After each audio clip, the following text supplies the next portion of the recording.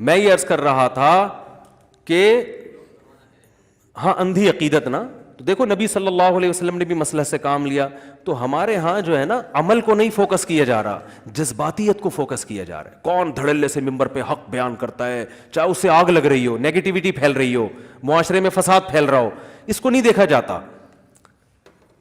تو بہت مسلمان جو ہے نا بہت عقل مند ہوتا ہے، بہت زیرک ہوتا ہے. تبھی تو قرآن نے کیا کہا ہے، ادعو الی سبیل ربک بالحکمت والموعظۃ الحسنۃ، رب کی طرف لوگوں کو بلاؤ حکمت اور مصلحت کے ساتھ، حکمت اور مصلحت کے ساتھ. اب وہ میرے پاس نا لوگوں کی بہت ساری فون بھی آئی، وہ ثنا خان اور مفتی انس کے کیس میں، کہ دیکھو وہ تو چہرے کھول کے ہنی مون منا رہی ہے، اور دیکھو مفتیوں کا ایسا تو نہیں ہوتا، علماء ہیں اپنی وائف کو لے کے ایسے گھوم رہے ہیں. ارے بھائی ہم سے پوچھ کے گھوم رہے ہیں، ٹھیک ہے، ہم سے پوچھ کے گھوم رہے ہیں. جتنا اچھا کیا اس کو اپریشیٹ کر لو اور دعا کر لو اللہ ان کو اور اچھا کرنے کی توفیق عطا فرمائے. جوان عورت کے لیے چہرہ چھپانا فرض ہے، ہمارا یہی فتویٰ ہے، ہماری یہی رائے ہے. لیکن ایک عورت جو ڈانس کرتی تھی اس نے اسکارف اگر لے لیا تو یار شکر ادا کرو نا اس پہ، ٹھیک ہے نا، شکر ادا کرو، چلو اتنا تو کر. اگر وہ اسی ماحول میں ہوتی پھر شادی کرتی تو پھر کیا حالات ہوتے، پھر تو شراب کباب چلتی. جو ایکٹروں کی جب شادیاں ہوتی ہیں تو شراب کباب چلتی ہے. اب آپ اس پہ دیکھو کوئی مولوی گھرانے کی کوئی باپردہ خاتون ہو، وہ ہنی مون منا رہی ہو جو ہے نا وہ چہرہ کھول کے، اس پہ ملامت کی جائے گی. بھائی آپ ایک تو باپردہ گھرانے میں پیدا ہوئی، آپ کو تو آپ کی تو آواز بھی کبھی کسی نے نہیں سنی، آپ کیوں ایسا کر رہی ہو. لیکن ایک خاتون اگر ایکٹریس ہے اور وہ جو ہے نا اس کی یہ وہ اگر اس اسٹائل میں شادی کرتی تو ان کی شادیوں میں تو شراب کباب چلتا ہے، ان کی تو بہت کچھ ہوتا ہے. تو ابھی یہ دیکھنے کا ہے کہ کیا کیا نہیں ہو رہا. سمجھ میں آ رہی ہے بات؟ حکمت اور مصلحت کا تقاضا کیا ہے، رب کی طرف دعوت دینے کا طریقہ کیا ہے، اس پہلو کو دیکھا جائے کہ کیا کیا کون کون سی برائیاں نہیں ہو رہی. تو ہر شخص کو ایک نظر سے نہیں دیکھا جاتا، ایک نظر سے وہ کہتے ہیں نا ایک ہی لاٹھی سے نہیں سب کو ہانکا جاتا. تو اس لیے میں کہتا ہوں جو فلم انڈسٹری سے جن لڑکیوں کا تعلق ہے، جو شوبز کی دنیا سے تعلق ہے، تو ہم ان کو تھوڑی کہتے ہیں کہ یار آپ چہرے کا بھی پردہ کرو. ہم کہتے ہیں بھائی آپ اسکارف بھی لے لو، چہرہ اگر کھول بھی لیتے ہو تو بھی غنیمت ہے آپ کے لیے. جو ڈانس کر رہی ہے اسٹیج پہ آ کے، اس کی پوری باڈی نمایاں ہو رہی ہے لوگوں کے سامنے، اگر وہ اپنی باڈی کو کور کر کے چہرہ کھول لے، گنجائش سے فائدہ اٹھائے کہ جی فقہا کا اختلاف ہے اس مسئلے میں کہ چہرے کا پردہ ہے یا نہیں، اس میں فقہا کا اختلاف ہے، تو اس اختلاف سے اگر وہ فائدہ اٹھا لے تو اس کو اپریشیٹ کیا جائے گا، اس کو آپ اس نظر سے نہیں دیکھیں گے. ہر ایک، اور یہ نبی صلی اللہ علیہ وسلم کی بھی سنت ہے. دیکھو اسلام میں بھی حکام تدریجاً آئے ہیں، ایک دم سے شراب حرام نہیں ہوئی ہے. عرب سب شراب پیا کرتے تھے الا ماشاء اللہ، تو اسلام نے شراب کو آہستہ آہستہ حرام کیا ہے. پہلے اسلام نے حکم یہ دیا قل فیہما اسم کبیر ومنافع للناس، کہ شراب پینے میں نقصانات بھی ہیں فائدے بھی ہیں، لیکن اس کے نقصانات اس کے فائدوں سے زیادہ ہیں. یعنی اس کو جو ہے نا وہ کیا جا رہا ہے، حوصلہ شکنی کی جا رہی ہے کہ اس کے فائدے مت دیکھو، اس کے نقصانات دیکھو. پھر قرآن نے حکم دیا یا ایھا الذین آمنوا لا تقربوا الصلاۃ وانتم سکارا، اے ایمان والو نشے کی حالت میں نماز مت پڑھو. اللہ کی عبادت کر رہے ہو نشے کی حالت میں، اس میں بھی صحابہ کے دل میں نفرت بٹھا دی. حرام نہیں کیا شراب کو، لیکن بتا دیا کہ کم از کم نماز کو تو اس گندگی سے پاک رکھو نا. نماز نشے کی حالت میں نہیں ہوگی، تمہیں پتا ہو تو ہو تم منہ سے کہہ کیا رہے ہو.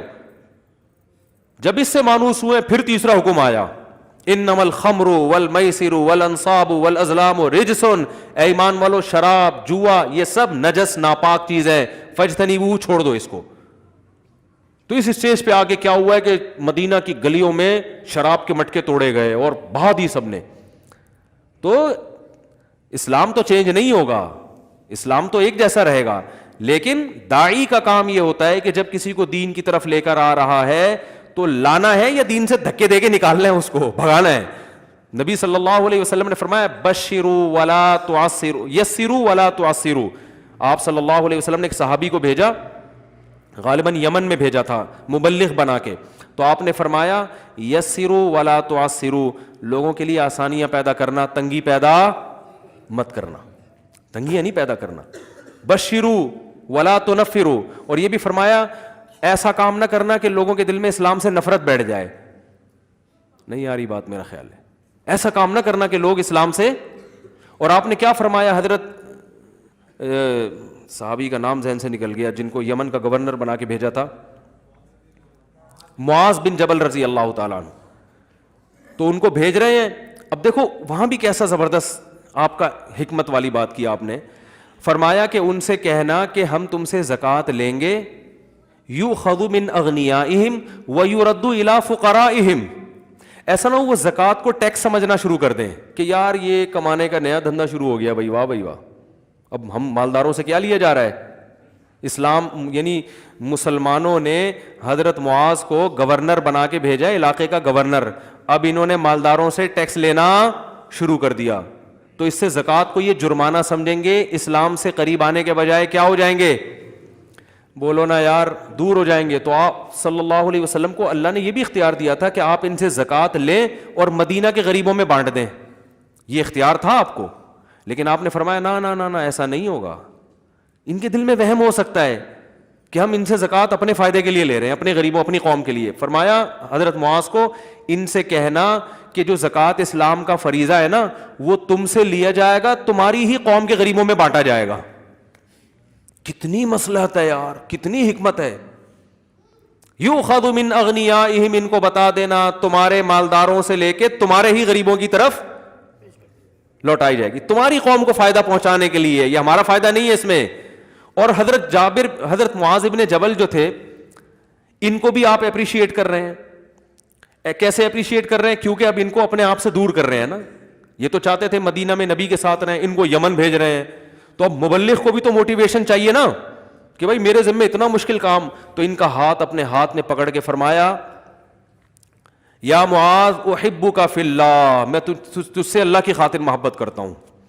یعنی میں تمہیں اپنے آپ سے دور اس لیے نہیں کر رہا کہ مجھے کوئی تم سے نفرت ہے یا میں جان چھڑانا چاہ رہا ہوں. اکثر ایسا ہوتا ہے نا کہ جو آپ کے دوستوں میں, قریبی لوگوں میں جو آپ کے لیے زیادہ ٹینشن ہوتا ہے اس کی تشکیل وہاں کرا دی جاتی ہے, ٹھیک ہے نا, بارڈر پہ بھیج دو اس کو. آرمی کا آفیسر نے کیا یہ فوجی بہت تنگ کر رہا ہے, اس کو بارڈر میں خطرناک جگہ پہ بھیجو, وہاں جا کے شہید ہو جائے, تاکہ یہ ٹینشن بنا ہوا ہے پوری فوج کے لیے. ہو سکتا ہے یہ, ٹھیک ہے نا, کہ یار اس کو وہاں بھیجو.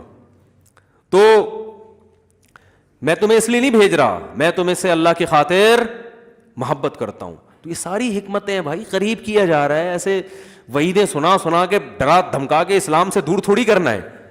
تو اس وقت کوئی لبرل خاتون بیچاری دین کی طرف آ جائے تو آہستہ آہستہ آہستہ آہستہ, نہیں بھی کرے تو ہماری ٹینشن نہیں ہے بھائی, ٹھیک ہے نا, یہ ہماری ٹینشن. ہم شریعت کا مسئلہ چینج نہیں ہوگا, مسئلہ شریعت کا رہے گا, لیکن اس کو لوگوں کو سنانا کیسے, اپلائی کیسے کرنا ہے, کس پہ فتویٰ لگانا ہے, کس پہ نہیں لگانا, اس کے حکام بہت مختلف ہیں.